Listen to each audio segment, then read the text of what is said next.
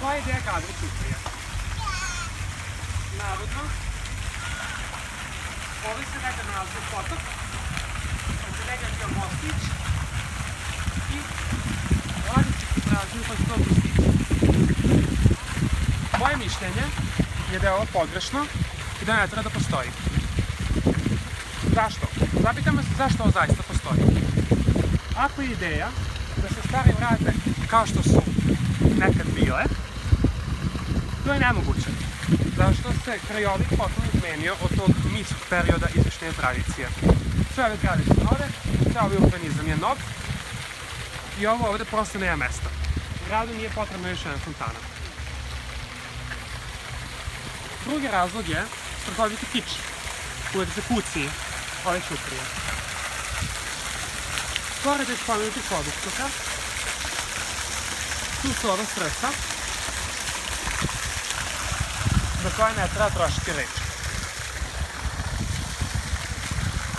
Kao da vizualna šteta nije dovoljna, izvođači Gabrić Ćuprije su se odlučili za tekstualnu štetu putem ovakvih šatro-europetrol narodnih poslovica. Sa druge strane Ćuprije postoji tekst čija analiza bi zahtevala isuviše vremena i žuči. Treći razlog zašto ona treba postoji je što blokira, ako se stoji sa one strane, vizualnu liniju ka partizanskom, odnosno komunističkom memorialnom spomeniku, koji u stvari uopšte nije partizanski, nego je verovatno izgrađen za žrtve nacističkih i drugih zločina u toku Drugog svjetskog rata.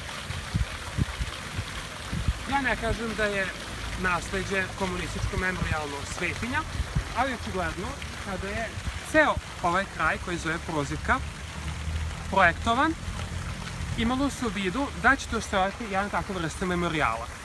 To je upropašteno izgradnjom Gabrić Ćuprije.